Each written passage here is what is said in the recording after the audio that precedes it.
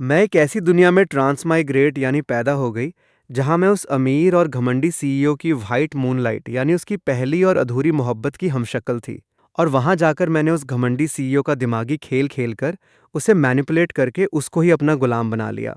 मैंने उससे साफ बोल दिया, भाई, अगर तू सच में मुझे उसकी जगह समझता है तो पहले अपने एब्स यानी सिक्स पैक की फोटो भेजकर तो दिखा। तू मुझे जैसी लड़की को भी इम्प्रेस नहीं कर पा रहा है और उसे इम्प्रेस करने का सपना देख रहा है।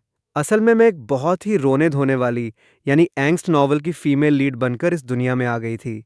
इस कहानी में मेरा रोल उस लड़की का था जो उसकी पहली मोहब्बत की हमशक्ल थी। उस घमंडी सीईओ ने मेरी बिल्कुल भी इज्जत नहीं की, मुझे नौकरानी की तरह ट्रीट किया, और इसके बावजूद मैं उस पागल औरत की तरह उसके लिए जान छिड़कती थी। मुझे उसके घर का सारा कचरा साफ करना पड़ता था, उसके लिए घंटों किचन में खड़े होकर सूप बनाना पड़ता था, रात को उसका बिस्तर गर्म करना पड़ता था, और उसके अमीर दोस्तों के तानों और उनकी घटिया बातों को चुपचाप सहना पड़ता था। और कहानी के अंत में जब उसकी असली वाली वाइट मूनलाइट विदेश से वापस आती है तो वो आकर मुझे बहुत बुरी तरह टॉर्चर करती है।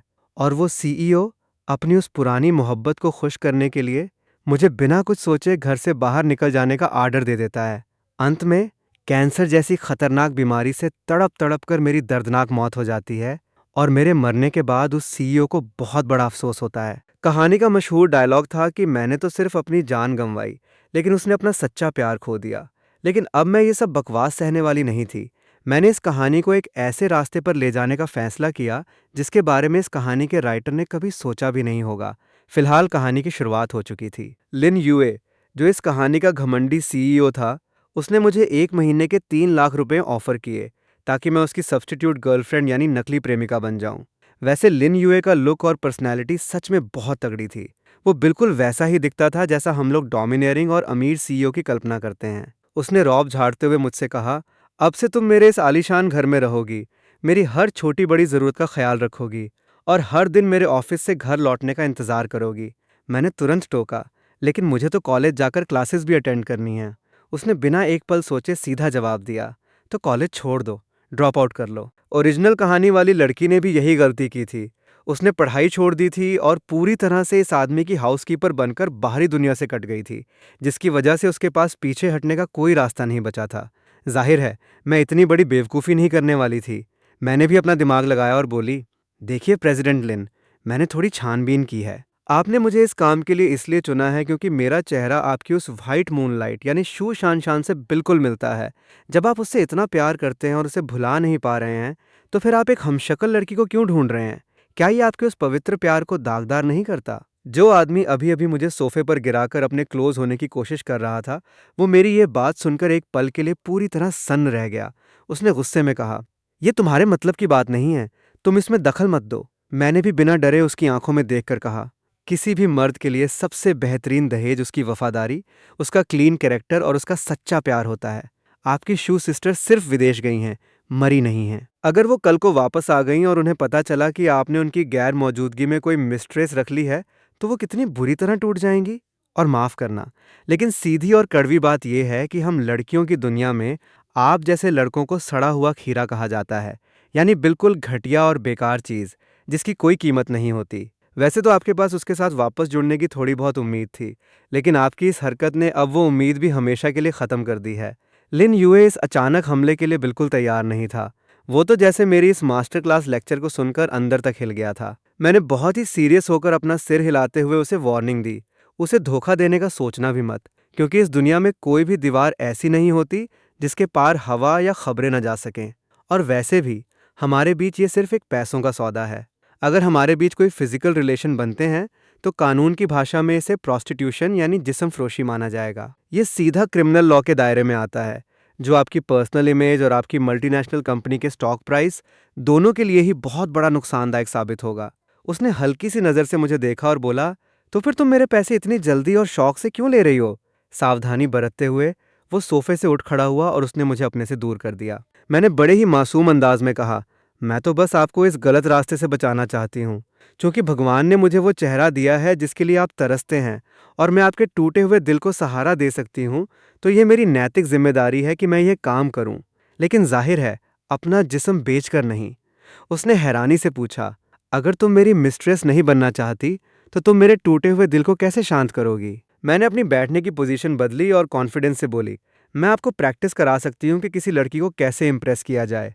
ओरिजिनल नॉवल में लिखा था कि जब मैं थोड़ा ऊपर की तरफ देखती हूँ तो मैं बिल्कुल आपकी शू सिस्टर जैसी लगती हूँ। आपको अपने दिमाग से ये बात निकाल देनी होगी कि मैं एक हमशक्ल हूँ। आपको थोड़ा एक्टिंग में यकीन करना होगा। अब से मैं ही आपकी शू सिस्टर हूँ। ज़रा आंखें बंद कीजिए और इमेजिन कीजिए, अगर वो अभी इस वक्त आपके सामने बैठी होती तो आप क्या करते। लिन यूए सिगरेट के कश लगा रहा था। उसकी आंखों में एक अजीब सा नशा और कशमकश थी। उसने धीमी आवाज में बुदबुदाते हुए कहा, वो कभी इस कमरे में नहीं आई। मैंने एकदम से सॉफ्ट और प्यारी सी स्माइल देते हुए कहा, हम्फ, तुम कितने बेकार सिंप हो। देखो मैं अब यहाँ आ ही गई हूं ना। उसने मेरी आंखों में देखते हुए पूछा, तो अब तुम क्या करने वाली हो। लिन यूए धीमी रोशनी में मेरे चेहरे पर पूरी तरह मोहित हो गया था। वो साइड से झुककर मुझे किस करने के लिए आगे बढ़ा, लेकिन मैंने बिजली की स्पीड से अपना हाथ घुमाया और उसे एक जोरदार थप्पड़ मारकर परे धकेल दिया। मैंने कड़क आवाज में कहा, किसी भी लड़की की परमिशन के बिना उसे जबरदस्ती किस करना मॉलेस्टेशन यानी छेड़छाड़ कहलाता है। मेरी आंखों में अब एक तेज चमक और रौब आ गया था। मैंने अपना थोड़ी थोड़ी ऊपर उठा ली। जाओ बाथरूम में, अपनी शर्ट पर पानी डालकर उसे गीला करो और अपने सिक्स पैक एब्स बाहर निकालो। लिन यूए अभी भी उस थप्पड़ के शौक से उबर नहीं पाया था। उसके चेहरे पर साफ हैरानी और सदमा लिखा था। मैंने उसे बांह से पकड़कर जबरदस्ती खींचा, बाथरूम के अंदर धकेला और उसकी एक परफेक्ट फोटो खींच ली। मैंने उसे बड़े ध्यान से स्टाइल किया था। शर्ट का एक बटन जानबूझकर गलत लगाया था ताकि वो कैजुअल लगे। उसकी V line black leather belt के अंदर जा रही थी। Formal pant, black leather shoes, वो बेहद सेक्सी और अट्रैक्टिव लग रहा था। मैंने तारीफ करते हुए कहा, सिस्टर शू भी इसे देखकर वाह वाह कर देंगी। और मैंने फोन उसकी तरफ उछाल दिया। अब इसे उन्हें भेज दो। लिन यूए की आंखों में हिचकिचाहट थी। उसने सिर हिलाते हुए कहा, मैं ये नहीं कर सकता, मेरी हिम्मत नहीं है। मैंने ताना मारते हुए पूछा, क्या आपने कभी किसी लड़की को प्रपोज नहीं किया? क्या आपने कभी कोई नॉर्मल रिलेशनशिप नहीं निभाया? लिन यूए की आंखों में शर्मिंदगी और गुस्सा दोनों झलक गए। मैंने अपने होंठों पर जीभ फेरी और आगे बोली, तो फिर ऐसा करते हैं, मैं आपकी पर्सनल डेटिंग कोच बन जाती हूँ। मैं सिस्टर शू की तरह एक्ट करूंगी, आपसे इंटरेक्ट करूंगी और आपको स्टेप बाय स्टेप बताऊंगी कि लड़कियों को इम्प्रेस करने के लिए क्या करना चाहिए। इस तरह आप अपनी डेटिंग स्किल्स भी सुधार लेंगे, आपको रियल लाइफ का एक्सपीरियंस भी मिलेगा और बाद में जब आप सिस्टर शू के सामने जाकर प्रपोज करेंगे तो आप इतने कंफ्यूज और बेवकूफ़ नहीं लगेंगे। और वैसे भी हमारा ये डील एक प्रॉपर कॉन्ट्रैक्ट पर बेस्ड है। ये पूरी तरह से कमर्शियल है। इसमें कोई इमोशंस शामिल नहीं है और न ही हमारे बीच कोई फिजिकल कांटेक्ट होगा, तो आपकी पवित्रता और कैरेक्टर पर कोई दाग नहीं लगेगा। लिन यूए ने थोड़ी देर सोचा। उसके दिमाग में शायद मेरी बातें जंच गईं और उसने हामी भरते हुए कहा, ठीक है, चलेगा। मैंने तुरंत फ़ायदा उठाया, तो अब मुझे वापस अपने कॉलेज जाना है। आप मुझे अपनी कार से ड्रॉप कर दीजिए। उसने चौंक कर पूछा, क्या? मैंने अपनी कलाई पर बंधी घड़ी की तरफ इशारा किया। अभी रात के 11 बज गए हैं। इतनी रात को किसी लड़की का अकेले घर जाना बिल्कुल सेफ नहीं है। आपको मुझे सेफली ड्रॉप करना ही पड़ेगा। और वैसे भी अभी इस वक्त मैं आपकी शू सिस्टर हूँ। आप मुझे सिर्फ अपना ड्राइवर भेजकर टाल नहीं सकते, आपको खुद आना पड़ेगा। लिन यूए ने काफ़ी देर तक मेरे चेहरे को घूरा।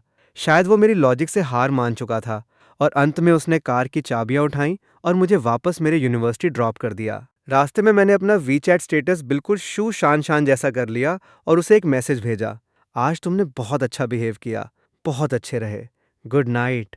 लिन यूए। असल में सारे के सारे जानों यानी लड़कियों को इस्तेमाल करने वाले लड़के ऐसे ही होते हैं। वे आदतों के गुलाम होते हैं।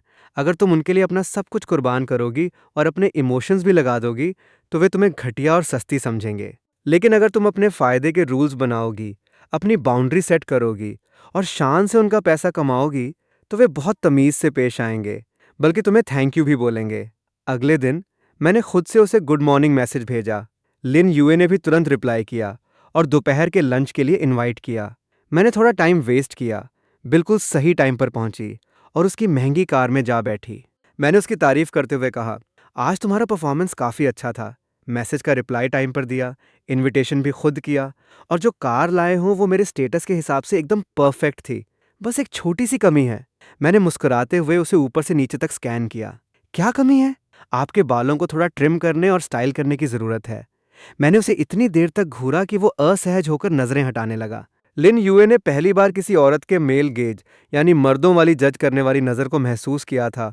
वो थोड़ा घबराकर अपने बालों को छूने लगा और बाकी पूरे रास्ते वो बार बार रियर व्यू मिरर में अपना हेयर स्टाइल चेक करता रहा कि आखिर क्या गलत है। असल में किसी को घूरना एक तरह की पावर होती है। मर्द हमेशा औरतों को जज करते हैं, उनकी नज़रें ही तय करती हैं कि क्या खूबसूरत है और क्या सेक्सी है। मैं लिन यूए को बिना किसी रोक टोक के जज कर रही थी, सिर्फ ये जताने के लिए कि हम दोनों में से असली बॉस कौन है। बाद में जाकर उसे एहसास हुआ कि अब वो ऑब्जेक्ट बन चुका है। डिनर टेबल पर भी मैंने यही डोमिनेटिंग एटीट्यूड मेंटेन रखा। रेस्टोरेंट बहुत अच्छा है, खाना टेस्टी है और आप बहुत जेंटलमैन हैं, लेकिन मुझे लगता है कि आपको लड़कियों को खुश करना और बातें बनाना नहीं आता। क्या आप सिस्टर शू के साथ भी ऐसे ही चुपचाप और बोरिंग रहते हैं? लिन यूए थोड़ा नर्वस होकर खांसा। मुझे सच में नहीं पता कि लड़कियों से क्या बात की जाए। मैंने कहा, चलो मेरी तारीफ करो। मैं टेबल पर आगे की तरफ झुकी और सीधा उसकी आंखों में देखते हुए कहा। वो थोड़ा कंफ्यूज हो गया, उसका चेहरा हल्का सा लाल हो गया। उसने कहा, तुम आज बहुत खूबसूरत लग रही हो। मैंने कहा, और थोड़ा और डिटेल ऐड करो, जनरल और बोरिंग तारीफों से काम नहीं चलेगा। वो दूसरी तरफ देखते हुए बोला, तुम्हारा ड्रेसअप बहुत सिंपल और प्योर है। और क्या? वो काफ़ी देर तक दिमाग पर जोर डालता रहा। तुम्हारी लिपस्टिक का शेड बहुत अच्छा है। जब मैंने देखा कि वो सच में कुछ और नहीं सोच पा रहा है, तो मैंने टॉपिक बदला। आज सुबह ऑफिस में बिजी थे? हाँ, थोड़ा बहुत। चलो मुझे अपनी कंपनी के बारे में कुछ बताओ ना, मुझे बहुत जानना है। मैंने कभी किसी और सीईओ को इतने करीब से नहीं देखा, सिर्फ आपको जानती हूँ। मैंने बड़ी ही मासूमियत और सच्चाई से उसकी आंखों में देखते हुए कहा। लिन यूए अपने काम के बारे में बताने लगा और मैं बस उसे गाइड करती रही और उसकी तारीफें करती रही। पता ही नहीं चला और उसने मुझे अपनी कंपनी के बहुत सारे सीक्रेट्स और काम की बातें बता दी। बाद में मैंने उसे सिखाया, देखा, आपको सामने वाले को उनके बारे में बोलने के लिए एनकरेज करना होता है और उनकी तारीफें करनी होती हैं। इससे वे आपके साथ चीज़ें शेयर करने लगते हैं और एक दूसरे को समझने में मदद मिलती है।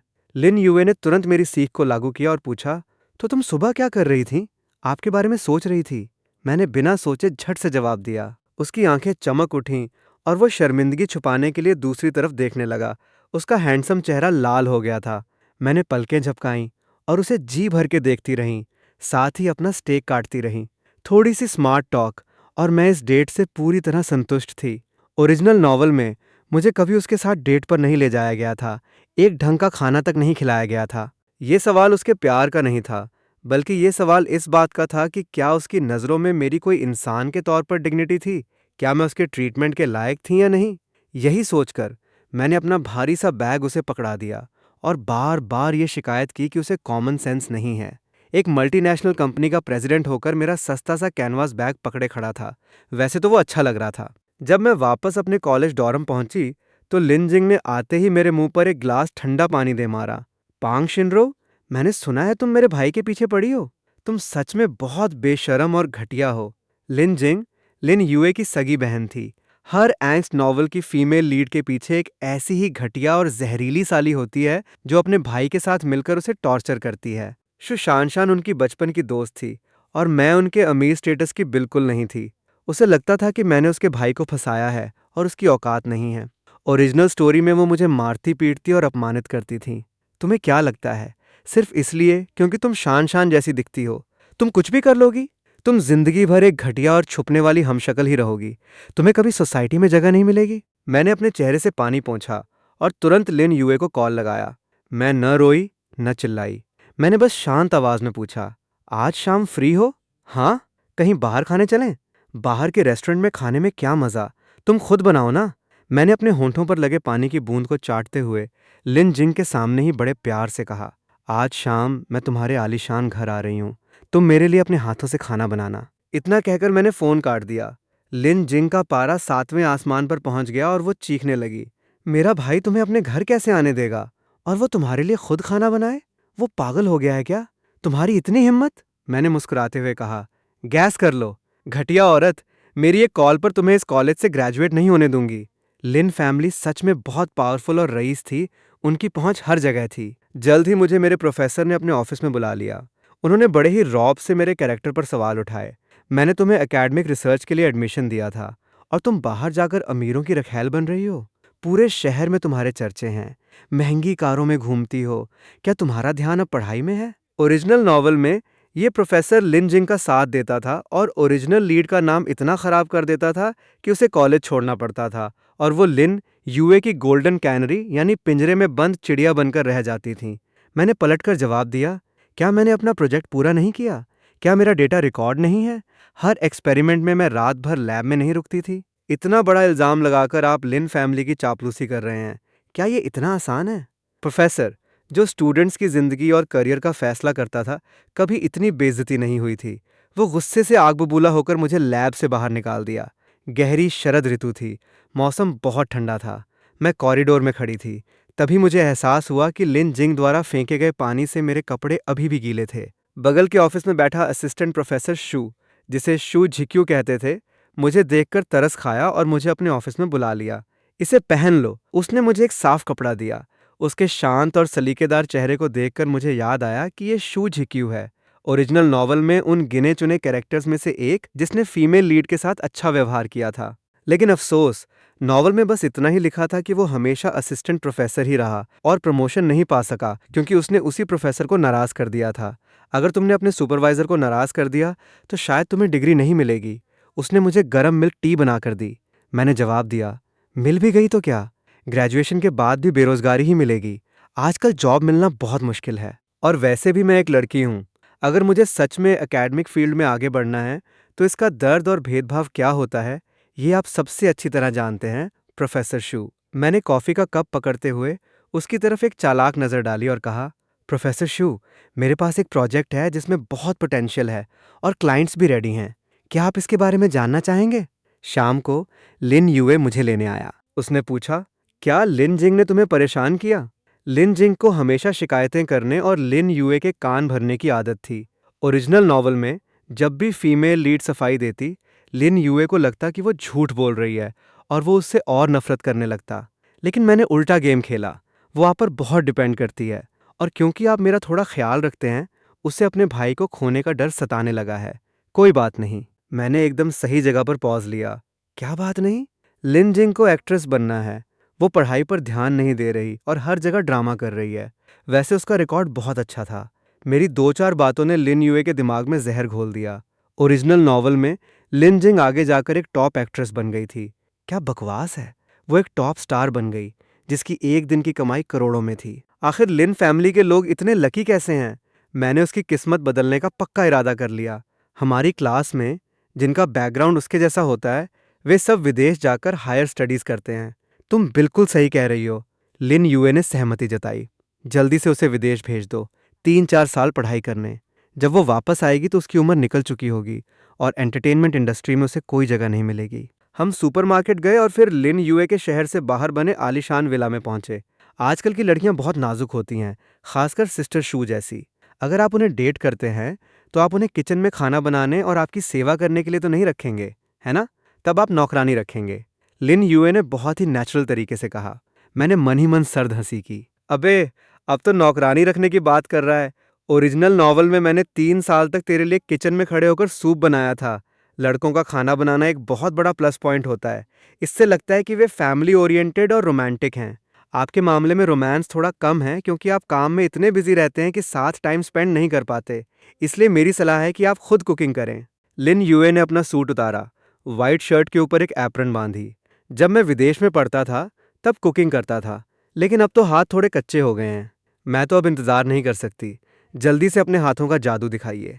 मैं बार स्टूल पर आराम से बैठी, अपना गाल हाथ पर टिकाए, उसे किचन में काम करते हुए देख रही थी। वाह, क्या दिन बदले हैं। आखिरकार ये मेरे लिए किचन में पसीना बहा रहा है। हे, सच कहूँ तो मज़ा आ गया। लिन यूए ने विदेश में पढ़ाई की थी। उसकी वेस्टर्न कुकिंग सच में कमाल की थी। मैंने उसकी तारीफ की। रंग, खुशबू और स्वाद सब परफेक्ट है। कोई बड़ी कमी नहीं है। बस आपको ये पता होना चाहिए कि सिस्टर शू को क्या पसंद है और आपको वही बनाना चाहिए। उसे स्पाइसी और स्ट्रॉन्ग फ्लेवर वाला खाना पसंद है। लिन यूए की आंखों में पुरानी यादें तैरने लगीं। ओरिजिनल नॉवल में मैंने 3 साल तक उसके लिए खाना बनाया, लेकिन उसे मेरा टेस्ट याद नहीं था। जब उसकी वाइट मूनलाइट वापस आई तो उसने बॉइल्ड फिश ऑर्डर किया और मुझे, जिसे पीरियड्स में दर्द होता था, उसे भी वही खाने को मजबूर किया। इसका मतलब या तो उसकी याददाश्त कमज़ोर थी या उसने कभी मेरे बारे में सोचा ही नहीं। जाहिर है, कौन एक नौकरानी के पसंद नापसंद को याद रखेगा। मैंने चिकन मशरूम सूप को चलाते हुए कहा, यह ज़्यादा हेल्दी नहीं है। आपको न्यूट्रिशन पर थोड़ा और ध्यान देना होगा। साल भर क्रीम और चीज़ वाला खाना खाते हैं। आपका कोलेस्ट्रॉल नॉर्मल है? लिन यूए एक पल के लिए ठिठक गया। मैंने देखा है कि आप काम में बहुत बिजी रहते हैं, एक्सरसाइज का टाइम नहीं मिलता, भारी भरकम खाना खाते हैं और शराब भी पीते हैं। आपकी पिछली हेल्थ चेकअप रिपोर्ट कैसी थी? लिन यूए थोड़ा सीरियस हो गया। ठीक ही होगी। आप भी अब 30 के पार होने वाले हैं। उम्र हो रही है, अपना ख्याल रखना चाहिए। लिन यूए हैरान रह गया। शायद उसने कभी सोचा भी नहीं था कि एक यंग कॉलेज स्टूडेंट उसे बूढ़ा बोल देगी। लेकिन आजकल बायोटेक बहुत एडवांस हो गई है, जो आपको हमेशा 25 साल का जवान रख सकती है। सिलिकॉन वैली के बड़े बिजनेसमैन अब एक प्राइवेट मेडिकल टीम रखते हैं, जो सप्लीमेंट्स और दवाइयों से उनकी एनर्जी मेंटेन करती है। हमारे इंस्टीट्यूट में एक प्रोफेसर हैं जिन्होंने ऐसा ही एक प्रोजेक्ट शुरू किया है। लिन यूए को शुरू में कोई दिलचस्पी नहीं थी, लेकिन मुझे उसकी सारी कमजोरियां पता थीं। नींद ना आना, पेट की समस्या, एलर्जी। मैं लगातार उसे मैनिपुलेट करती रही, ये कहते हुए कि उसकी आंखों के नीचे डार्क सर्कल हैं, वो थका हुआ लगता है और उसकी आंखों के किनारे रिंकल आ गए हैं, जो शरीर में जहर का संकेत है। और जब सही समय आया, मैंने शू झिक्यू को उसके पास भेज दिया। हमारा department biology, chemistry, environment, materials यानी 4 सबसे मुश्किल फील्ड्स में से एक था। शू झिक्यू ड्रग रिसर्च करता था। उसने लिन यूए को कुछ सप्लीमेंट्स दिए। जब उसे अच्छा महसूस हुआ, तो वो उसका मुरीद हो गया। उसने एक प्राइवेट डॉक्टर और न्यूट्रिशनिस्ट की टीम हायर कर ली, जो हर दिन उसकी हेल्थ मॉनिटर करती और उसे दवाइयाँ देती। मैं भी चुप नहीं बैठी। मैं इधर उधर भागकर एक कंपनी रजिस्टर कर लाई, उसे हमारे इंस्टीट्यूट से लिंक किया और स्टूडेंट स्टार्टअप पॉलिसी के तहत सरकारी ग्रांट भी ले आई। यूनिवर्सिटी का बैकअप लेकर सारे लीगल परमिट्स भी बनवा लिए। जब लिन, यूए और शू झिक्यू ने कॉन्ट्रैक्ट साइन किया, तो मैं पहले से ही साइबर बायोटेक की को फाउंडर बन चुकी थी। मुझे सच में अब बहुत अच्छा लग रहा है। मेरी नींद पूरी होती है, सुबह उठकर फ्रेश फील होता है, फोकस बढ़ने से काम आसान हो गया है और अब मैं एक्सरसाइज के लिए भी टाइम निकाल लेता हूँ। लिन यूए चमकते चेहरे के साथ मेरी तरफ देख रहा था। मैंने बस मुस्कुराकर कहा, मैंने पहले ही कहा था ना, हम प्रोफेशनल हैं, तो इसकी फीस क्या होगी? लिन यूए ने शू झिक्यू की तरफ देखा। 2 मिलियन। शू झिक्यू ने हल्की सी मुस्कान के साथ कहा, साल के 2 मिलियन। पहली डील साइन करने के बाद मैं और शू झिक्यू जश्न मनाने एक रेस्टोरेंट गए। शू झिक्यू ने मुझे बताया, तुम्हारे प्रोफेसर को जब पता चला कि तुम मेरे साथ पार्टनरशिप कर रही हो, तो वो बहुत गुस्सा हुआ। हम स्टूडेंट्स अपने प्रोफेसर को ही बॉस कहते हैं। सच में? उसने तो आज मुझे कॉल किया था और वापस क्लास ज्वाइन करने को कहा था।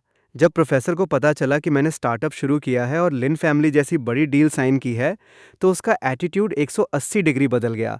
वो पहले कभी इतना अच्छा और बातूनी नहीं हुआ था और बार बार पूछ रहा था कि मैंने उसे पार्टनर क्यों नहीं बनाया। मैंने सीधा जवाब दिया, स्टार्टअप के लिए मैं सिर्फ महिलाओं के साथ पार्टनरशिप करती हूँ। महिलाएं डिटेल पर ध्यान देती हैं, सावधान रहती हैं, उनका ईक्यू हाई होता है और वे दूसरों की फीलिंग समझती हैं।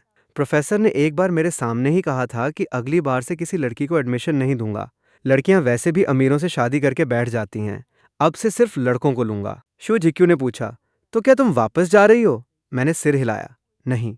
पढ़ाई का मकसद आखिरकार नौकरी पाना ही होता है और मेरे पास पहले से ही नौकरी है। मेरे पास एक कंपनी है जिसे मुझे चलाना है। तुम प्रोफेसर से कह देना कि मेरा एनरोलमेंट कैंसिल कर दें, मुझे कोई फर्क नहीं पड़ता। शू झिक्यू थोड़ा हैरान हुआ और फिर हंस पड़ा। भले ही वो मान जाए, लेकिन कॉलेज एडमिनिस्ट्रेशन नहीं मानेगा। उन्हें तुमसे आउटस्टैंडिंग ग्रेजुएट की स्पीच करवानी है और तुम्हें जल्द ही प्रोफेसर बनने की शुभकामनाएं। हमने ग्लास टकराए। असल में मैंने जो किया वो ओरिजिनल नॉवल से बहुत अलग नहीं था। मैंने पूरी शिद्दत से लिन यूए की देखभाल की, उसे फिजिकली और मेंटली कंफर्टेबल रखा ताकि उसे किसी बात की टेंशन ना हो। फर्क सिर्फ इतना था कि ओरिजिनल नॉवल में मैं खुद किचन में पसीना बहाती थी और अब मैंने एक प्रोफेशनल टीम हायर कर ली थी। रास्ते में उससे अच्छा खासा पैसा भी ऐंठ लिया और कॉलेज की स्टार स्टूडेंट भी बन गई। अब मैं कोई ऐसी दुखियारी औरत नहीं थी जो रात दिन रोती रहे। माँ जैसा त्याग और बलिदान, जिसमें आप खुद को मिटा दो, उसकी कोई कीमत नहीं होती। मर्द ऐसे त्याग से आपसे प्यार नहीं करते क्योंकि इसमें इमोशंस जुड़े होते हैं। मर्दों को लगता है कि ये उनकी अपनी मिल्क का कमाल है, वे इसके लायक हैं और आप बहुत नादान और मासूम हो। मुझे कभी समझ नहीं आया कि एंग्स्ट नॉवल की हीरोइंस हमेशा मर्दों की सेवा क्यों करती हैं। ये एक तरह का पैट्रियार्कल कंडीशनिंग लगता है। जिससे प्यार करो, उसकी माँ बन जाओ। इसे एक यूनिवर्सल फीमेल वर्चू माना जाता है। लेकिन अगर ये सच में एक वर्चू है, तो मर्द खुद इसे फॉलो क्यों नहीं करते? वे औरतों के सहायक क्यों नहीं बनते, बल्कि बाहर जाकर करियर बनाते हैं और औरतों को नीचा दिखाते हैं? मैं उन औरतों की इज्जत करती हूँ जो त्याग करती हैं, लेकिन मैं ऐसा नहीं कर सकती। मुझे किसी की सेवा करना पसंद नहीं, खासकर मर्दों की। मर्दों से मेरा क्या लेना देना? क्या मुझे रेशम के कीड़े की तरह तब तक काम करना है जब तक कि मेरा जिस्म ख़त्म न हो जाए? मेरा टाइम भी बहुत कीमती है, इसलिए मैंने उन्हीं की तरह मीठे प्यार और पैसे को चुना, अपने दिल को सुरक्षित रखा और जवानी और खूबसूरती का लालच पाला, जैसा कि नेपोलियन हिल्स की किताब के कवर पर लिखा होता है। मेरी पूरी ज़िंदगी सिर्फ सोशल स्टेटस बढ़ाने की एक अश्लील और लालची लड़ाई है। जब महीना ख़त्म हुआ, तो लिन यूए ने मुझे पैसे ट्रांसफ़र करने चाहे, लेकिन मैंने मना कर दिया। मैंने मजाक में कहा, प्रेसिडेंट लिन, आप लिन जिंग के भाई हैं। मुझे आप बहुत अच्छे लगते हैं। मैं बस आपसे दोस्ती करना चाहती थी। मैं भला आपका पैसा क्यों लूँगी? एक प्योर और मासूम व्हाइट लोटस तांग शिनरो इस कीमत पर आपकी मिस्ट्रेस बन सकती है, बिना किसी शिकायत के, और आपसे एक पैसा भी लिए बिना। लेकिन बदले में उसे रखैल का ताना सुनना पड़ेगा और कोई फ़ायदा नहीं होगा। लेकिन मैं अलग हूँ। मैं आपका पैसा कमाऊंगी, लेकिन वो भी ऑफिशियल अकाउंट के ज़रिए, ताकि मैं हमेशा के लिए इस सब्स्टिट्यूट मिस्ट्रेस के टैग से बाहर निकल सकूं। मैंने उसके दिए हुए 3 लाख को एक हार्ले डेविडसन बाइक में बदल दिया और उसे गिफ्ट कर दिया। वो बहुत हैरान था और एक बच्चे की तरह खुश हो गया। उसकी आंखों में मेरे लिए एक अलग ही चमक थी। अगले ही दिन मुझे ढेर सारे लग्जरी गिफ्ट्स मिले। डायर का नया बैग, शानेल का नेकलेस, बुल्गारी का ब्रेसलेट। बहुत अच्छा। मेरी मेहनत रंग लाई। मैंने उसे सिखाया था कि एक मर्द को दिल खोलकर खर्च करना चाहिए। व्हाइट लोटस तांग शिनरो बहुत सिंपल और कंजूस थी, यानी वो ज्यादा खर्च नहीं करती थी। लेकिन अब वो मुझ पर पैसा खर्च करना जानता था। सोशल स्टेटस के इस घटिया खेल में हर किसी की अपनी एक कीमत होती है। आप जैसे इंसान हैं, आपको उसी लेवल के गिफ्ट्स मिलते हैं और उसी तरह का ट्रीटमेंट मिलता है। मैंने उसे वॉइस मैसेज भेजा, आप मुझे गिफ्ट्स क्यों भेज रहे हैं? तुम्हारे स्टार्टअप की सक्सेस के लिए बधाई। लिन यूए की आवाज़ अब पहले जैसी ठंडी नहीं थी। तो फिर मैं शर्मिंदा हुए बिना इसे स्वीकार कर लेती हूँ।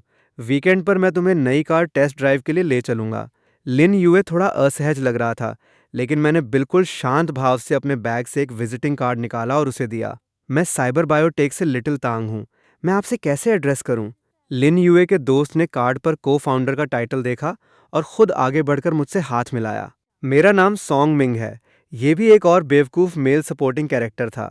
लिन यूए का बचपन का दोस्त, जिसे लगता था कि लिन यूए और शू शानशान का ब्रेकअप बहुत दुखद था और तांग शिनरो का मौके का फ़ायदा उठाना घिनौना था। उसे तांग शिनरो की हर बात से चिढ़ थी। उसे लगता था कि वो उसके बेस्ट फ्रेंड के लायक नहीं है। और क्योंकि तांग शिनरो एक रखैल बन गई थी, लिन यूए को होने वाली हर परेशानी का जिम्मेदार वो तांग शिनरो को ही मानता था और उसे बिना किसी इज्जत के हुक्म देता था। जब वे बाहर जाकर शराब पीते और नशे में धुत हो जाते, तो उसे कॉल करके बुलाते थे। तुमने कार्स में इंटरेस्ट कब से लेना शुरू कर दिया? सॉन्ग मिंग ने लिन यूए से पूछा। लिन यूए ने मेरी तरफ देखा।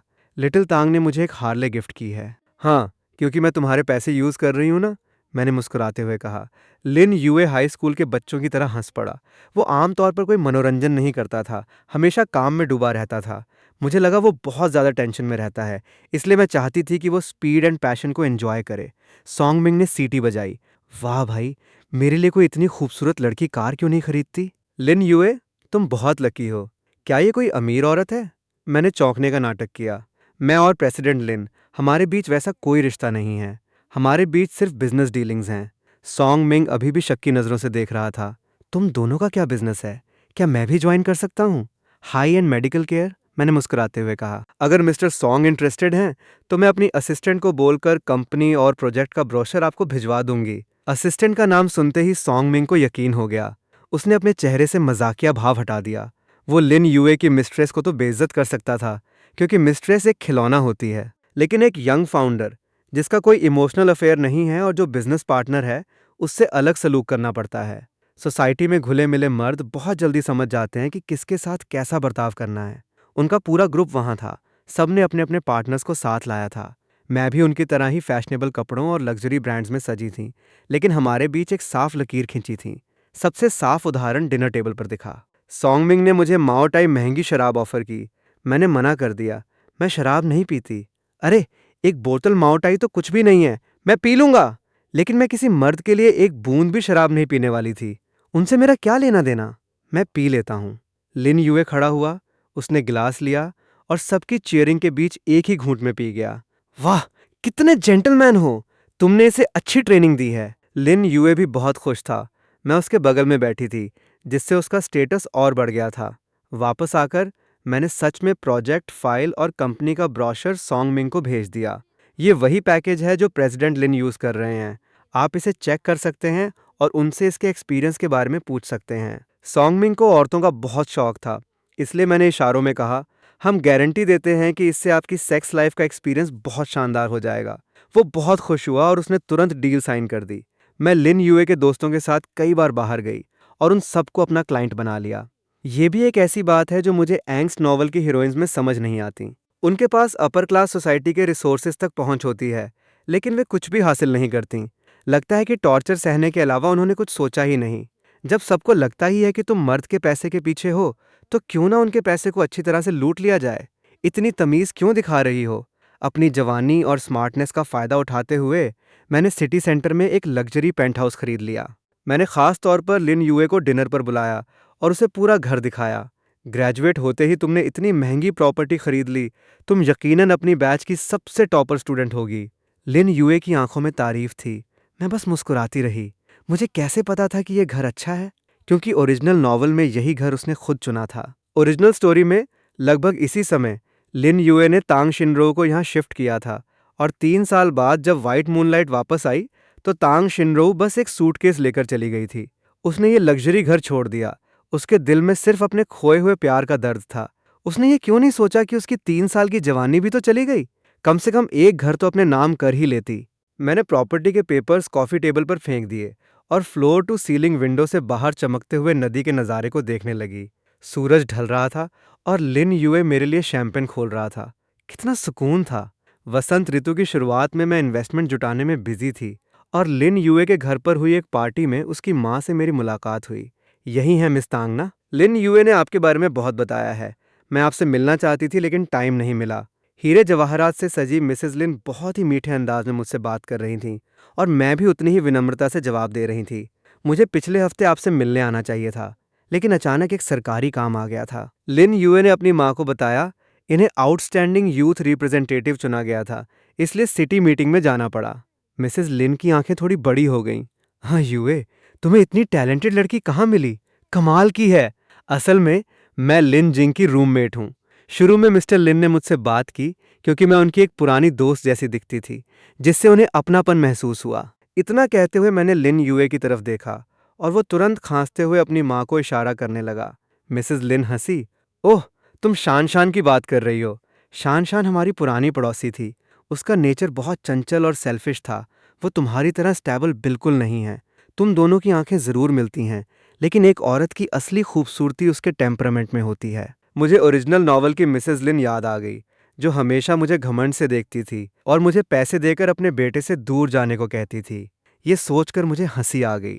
शु शान शान ही उनकी नज़रों में परफेक्ट बहू थी और मैं एक नकली माल जो उनके स्टेटस को गिरा रही थी। शुरू में वे मुझे भगाने की कोशिश करती रहीं और जब मैं नहीं गई तो हर दिन मुझ में नुक्स निकालती।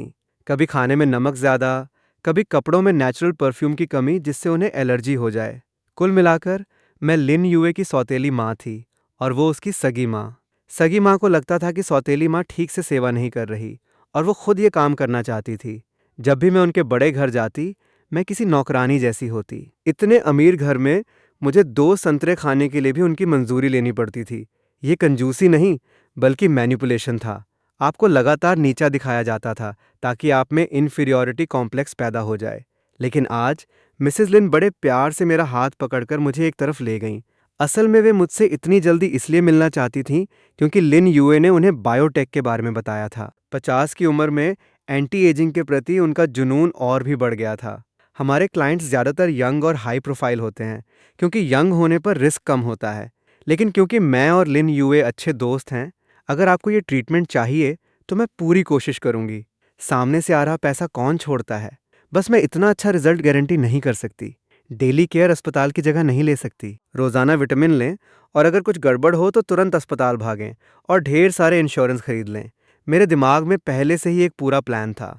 मिसेस लिन ने उत्सुकता से कहा, कोई बात नहीं, आंटी ट्राई करना चाहती हैं तो मैं क्या कहती। जाहिर है मैंने आंसू पोंछते हुए उनका पैसा ले लिया। क्योंकि उनकी उम्र ज़्यादा थी, मैंने प्राइस डबल कर दिया, साल के 4 मिलियन। ओरिजिनल नॉवल में तांग शिनरो सिर्फ लिन यूए की ही नहीं, उसकी माँ की भी सेवा करती थी। वो तरह तरह के पकवान बनाती और हर बार मिलने जाती तो महंगे हेल्थ सप्लीमेंट्स ले जाती। लेकिन बदले में उसे क्या मिलता था? दूसरी मंजिल पर जाने की इजाज़त नहीं थी। उस बड़े घर में शू शान शान का एक कमरा हमेशा के लिए सजा हुआ था, लेकिन तांग शिनरो को वहां एक रात भी बिताने की इजाजत नहीं थी। उसी रात मिसेस लिन ने मुझे रुकने के लिए कहा। मैं उनके साथ ऊपर गई और उस मशहूर दूसरी मंजिल को देखा। कैसा लगा? ये कमरा खास तुम्हारे लिए तैयार किया गया है। मैंने बहुत ही ध्यान से कमरे का मुआयना किया, जब तक कि उस अमीर औरत के चेहरे पर घबराहट नहीं दिखने लगी। रहने दीजिए आंटी, मैं वापस जा रही हूँ। मैंने बहुत ही निराश भाव से अपना बैग उठाया और बिना कुछ कहे वहां से निकल गई। उसका चेहरा एक पल में पीला पड़ गया। उसे लगा कि मुझे उसका कमरा पसंद नहीं आया और वो मेरे स्टैंडर्ड के लायक नहीं था, और मैं अपनी पूरी जिंदगी उसे ये नहीं बताने वाली थी कि आखिर कमी क्या थी। उसे खुद ही अंदाजा लगाना होगा, ठीक वैसे ही जैसे ओरिजिनल नॉवल में तांग शिनरो उसके मूड का अंदाजा लगाती थी। कुछ दिनों बाद मिसेस लिन फिर से मुझसे मिलने आई। मैंने अपनी सेक्रेटरी से कहा, बोलो कि मैं मीटिंग में हूँ और उन्हें गेस्ट रूम में इंतजार करने को कहो।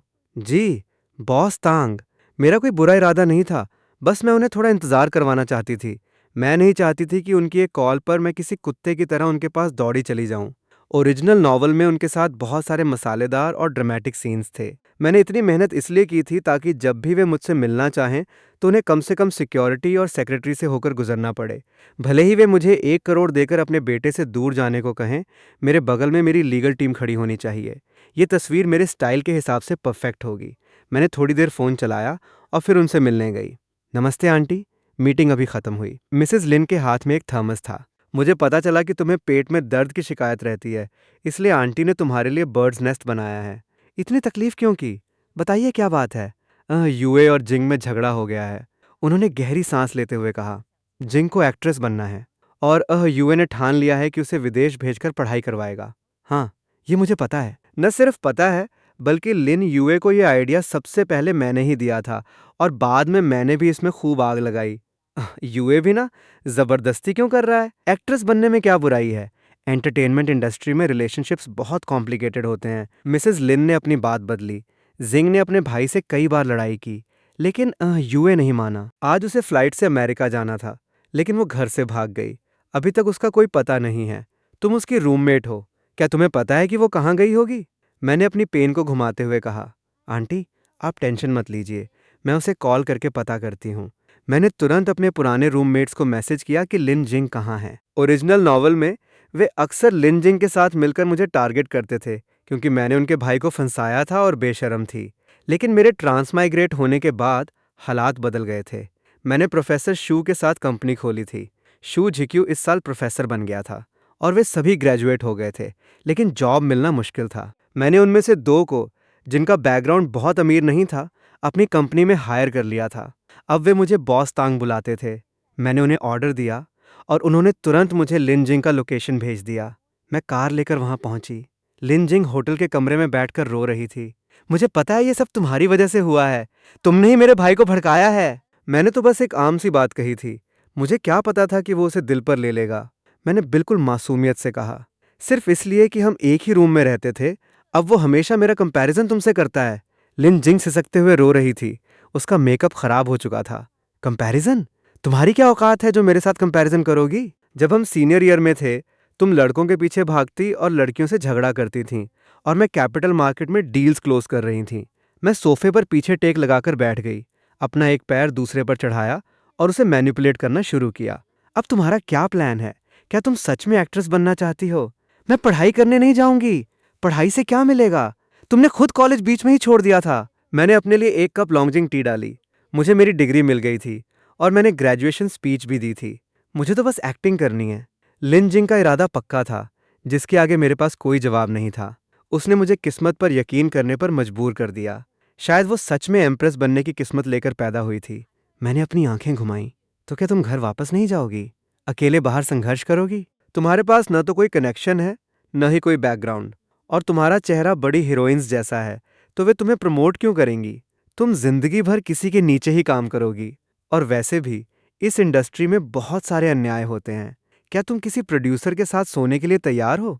लिन जिंग मेरी बातों से चुप हो गई। ये अमीरजादी भले ही कॉलेज में अपने बाप के नाम पर रौब झाड़ती थी, लेकिन अपने भाई के सहारे के बिना वो कुछ भी नहीं थी।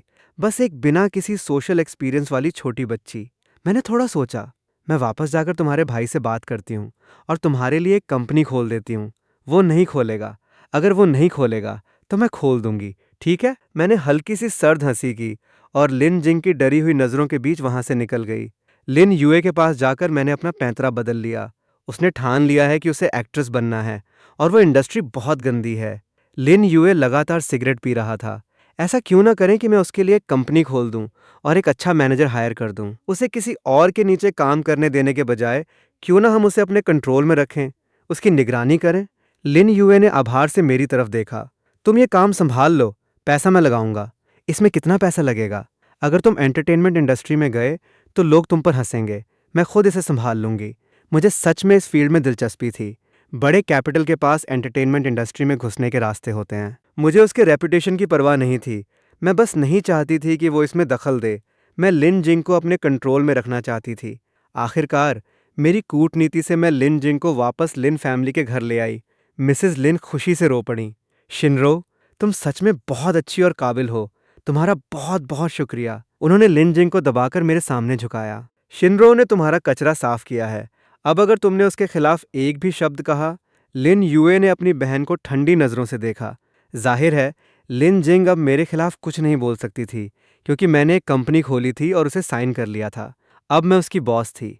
मैंने अपने हायर किए गए मैनेजर को प्राइवेट में समझाया, बस उसे साइड में लगाए रखो, ज्यादा मेहनत मत करो। ये एक अमीरजादी है। उसका घर वाला चाहते हैं कि ये जल्दी से शादी कर लेफ्टिनेंट। लेकिन लिन जिंग सच में टैलेंटेड निकली। मेरे इतने पीछे पड़ने के बावजूद अगले साल उसकी 2 वेब सीरीज सुपरहिट हो गईं। मैंने भी हार मान ली। वैसे भी हमारा कॉन्ट्रैक्ट 80-20 का था और सारा पैसा मेरी जेब में आ रहा था।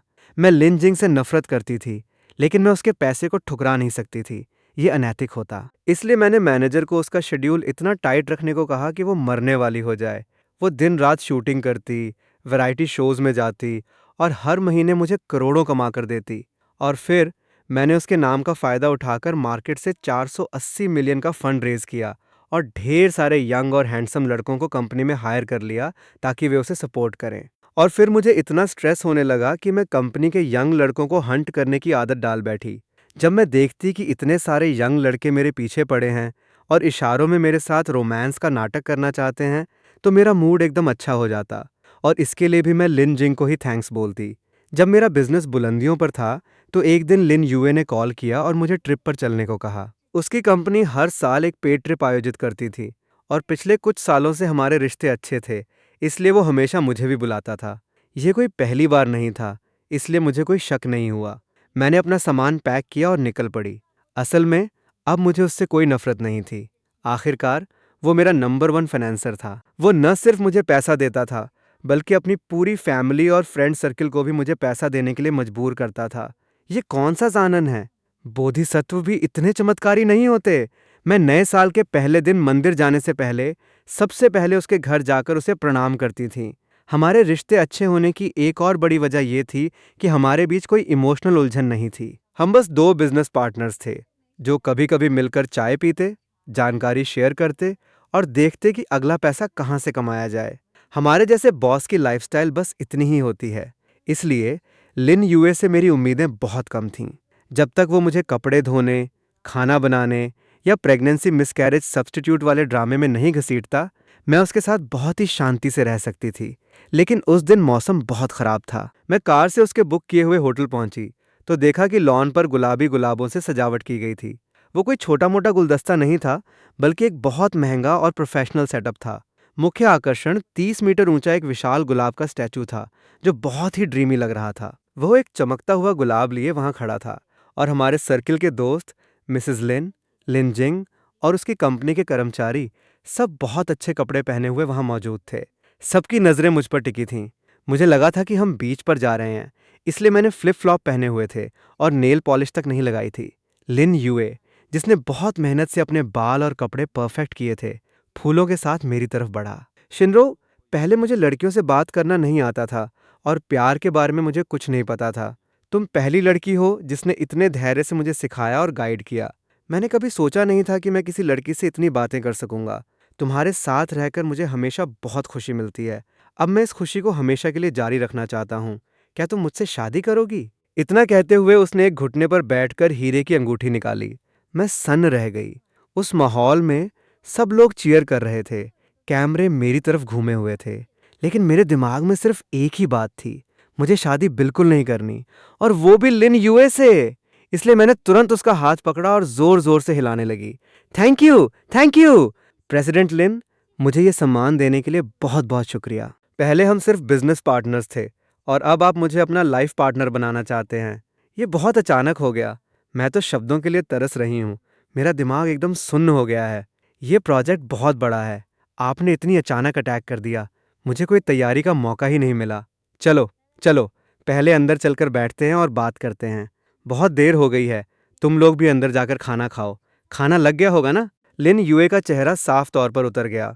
बाकी लोग भी समझ गए कि यह प्रपोजल सफल नहीं हुआ, लेकिन वैसे भी मैंने उसे बहाना तो दे दिया था और न ही कोई झगड़ा किया था। वे सब कंपनी के खर्चे पर ट्रिप पर थे, इसलिए खुशी खुशी होटल के रेस्टोरेंट की तरफ बढ़ गए।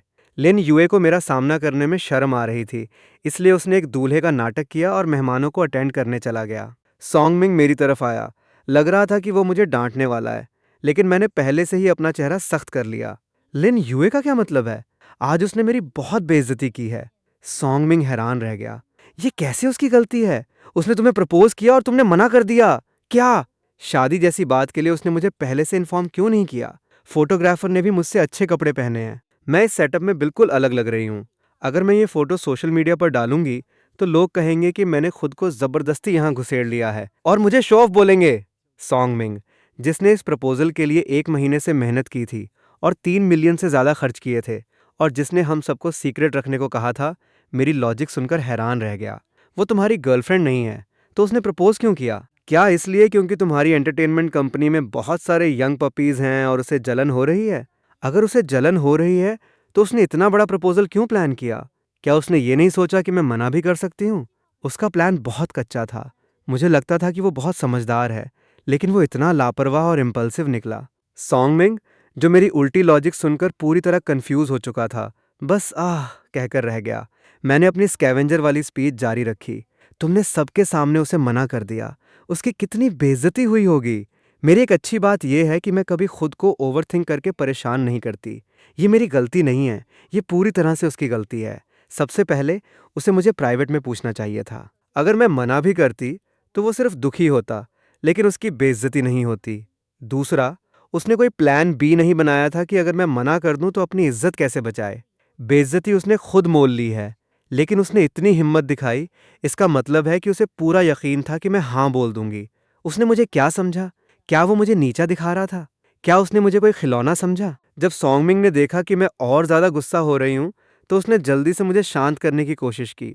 नहीं, नहीं, ऐसा बिल्कुल नहीं है। तुमने उसे गलत समझ लिया। वो सच में तुमसे प्यार करता है, इसलिए उसने ऐसा किया। तो उसका ईक्यू बहुत लो है। मैं किसी भी तरह की मॉरल ब्लैकमेलिंग को बर्दाश्त नहीं करती। आज अगर भगवान भी आ जाए तो सारा दोष लिन यूए का ही है। मैंने उसे बहाना तो दे ही दिया है। मेरे इतने सख्त रवैये को देखकर सॉन्गमिंग पूरी तरह से मेरे ब्रेन वॉश का शिकार हो चुका था। उसका ईक्यू थोड़ा कम है। तुम उसे थोड़ा माफ कर दो। तुम दोनों इतने सालों से साथ हो। वो तुम्हारे साथ कैसा पेश आता है, ये हम सब ने देखा है। तुम जल्दी से उससे शादी कर लो। हमारे बारे में तुम मुझसे ज्यादा जानते हो। अगर तुम्हें उसकी इतनी फिक्र है तो तुम ही उससे शादी कर लो। वैसे भी सजावट तो हो ही चुकी है, सब रेडी है। मैं तुम्हारे लिए कस्टम सूट भी सिला दूंगी। सॉन्गमिंग लगभग रोने वाला था। शिनरो, मैं गे नहीं हूं।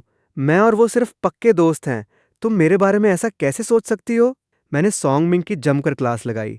तभी लिन यूए वहां आ गया और सॉन्गमिंग किसी चमत्कार की तरह वहां से भाग निकला, ये ध्यान रखते हुए कि लिन यूए से उसकी आंखें न टकराएं, कहीं उसे गे न समझ लिया जाए। मेरा गुस्सा अभी तक शांत नहीं हुआ था, इसलिए मैंने लिन यूए को इशारा किया कि वो मेरे साथ मीटिंग रूम में आए, ताकि मैं उसे और डांट सकूं। आज तुम्हारा क्या मतलब था? मेरा क्या मतलब हो सकता है? लिन यूए सोफे पर बैठ गया, सिगरेट निकाली, लेकिन फिर पीने की हिम्मत नहीं हुई और बस उंगलियों में घुमाता रहा। क्या तुम मुझे एक कमिटमेंट नहीं दोगी? कैसी कमिटमेंट? हमने तो डेट भी नहीं की, तो सीधा शादी पर कैसे कूद गए? डेट भी नहीं की? लिन यूए के हाथ में पकड़ी सिगरेट थोड़ी कांपने लगी। तो इतने सालों से हम क्या कर रहे थे? मैंने तुम्हारे लिए खाना बनाया, तुम्हें घुमाया। जब 2019 में तुम्हारे पापा का ऑपरेशन हुआ और तुम विदेश में थे, तो मैंने दिन रात अस्पताल में उनके साथ रहकर उनकी देखभाल की।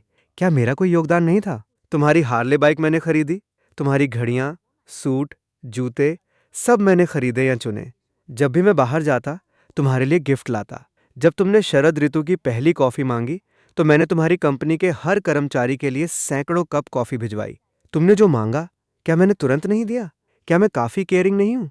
लिन यूए का गुस्सा थोड़ा शांत हुआ, लेकिन वो अभी भी निराश था। मैंने कहा, खुद सुनो अपनी बातें। तुम बिल्कुल किसी तानन की तरह बात कर रहे हो। तुम बस मुझे लटकाए हुए हो, मुझे बैकअप समझ रहे हो। मैं तुम्हें बैकअप समझ रहा हूँ? लिन यूए चिल्लाया। मैं तुम्हें अपना बहुत अच्छा दोस्त मानती हूँ। मैं एक बहुत उदार इंसान हूँ और मैं अपने दोस्तों पर खर्च करना पसंद करती हूँ। लिन यूए ने गुस्से से अपना सिर दूसरी तरफ घुमा लिया। लड़के और लड़की के बीच सिर्फ दोस्ती नहीं होती। अच्छा, तो तुम मुझे सिर्फ दोस्त मानते हुए मेरे साथ सोना चाहते थे? मैंने अपना फ्लिप फ्लॉप उतारा और सीधा उसके कस्टम मेड सूट पर दे मारा। लिन यूए के पिता की जल्दी मृत्यु हो गई थी और वो बहुत जल्दी बड़ा हुआ था। उसकी माँ ने उसे बहुत प्यार से पाला था, इसलिए उसने अपनी जिंदगी में कभी मार नहीं खाई थी। जब मैंने उसे चप्पल से मारा तो वो हैरान रह गया और इंस्टिंक्ट से पीछे हट गया। मैंने तुरंत दूसरी चप्पल भी उतार ली और गुस्से से लकड़ी के फर्श पर भागते हुए उसे मारने लगी।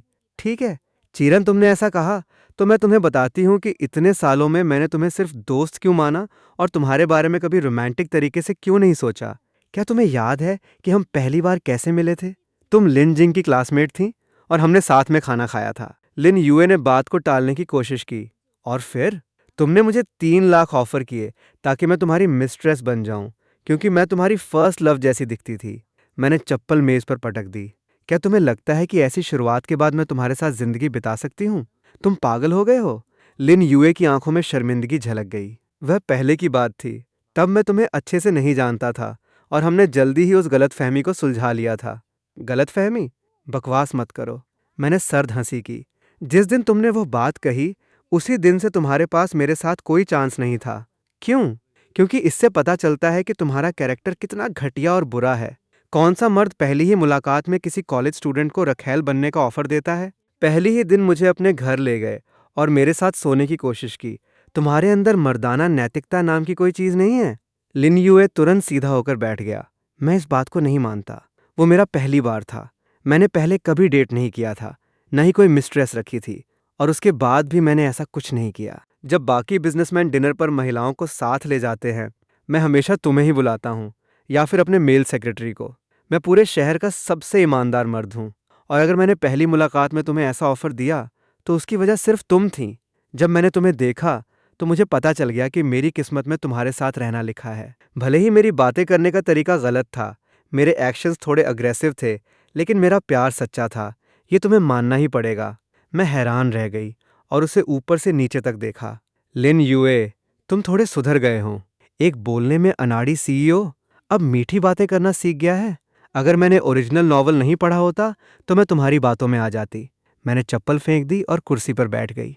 अब तुम्हारी बातें अच्छी लग रही हैं, लेकिन मुझे पता है, अगर इन 3 सालों में मैंने तरक्की नहीं की होती और अभी भी एक गरीब कॉलेज स्टूडेंट होती, तो मैं अभी भी तुम्हारी गोल्डन कैनरी होती। प्यार की तो बात ही छोड़ो, तुम मुझे इज्जत भी नहीं देते। बकवास, ऐसा बिल्कुल नहीं है। मैंने स्क्रिप्ट पढ़ी है, ठीक है? मुझे सबसे ज्यादा नफरत इसी बात से है। तुम एक गरीब लड़की को रखैल बनने का ऑफर देते, जो मेरे व्यक्तित्व का अपमान था।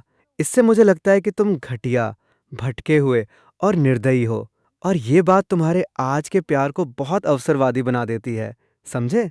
जब बात इतनी गहरी और इमोशनल लेवल पर आ गई तो लिन यूए चुप हो गया।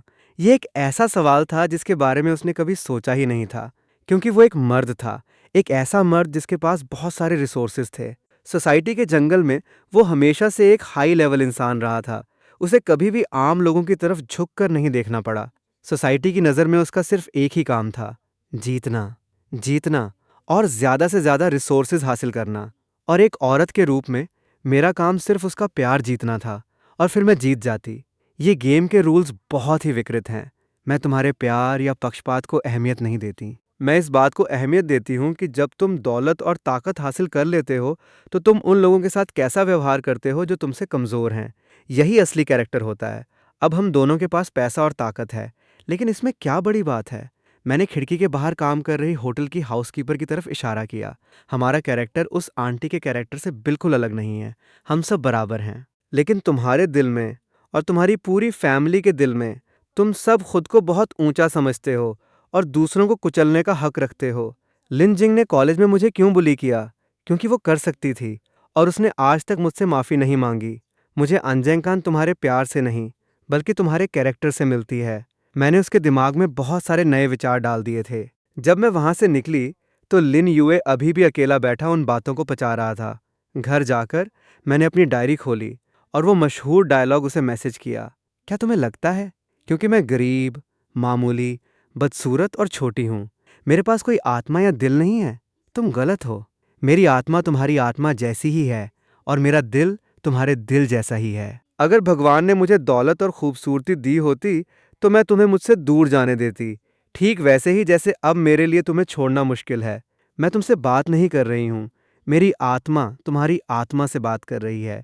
जैसे हम दोनों कब्रों से गुजरकर भगवान के सामने खड़े हों, हम बराबर हैं, क्योंकि हम वाकई बराबर हैं। मैंने उसे बताया कि यह किताब 1847 में लिखी गई थी।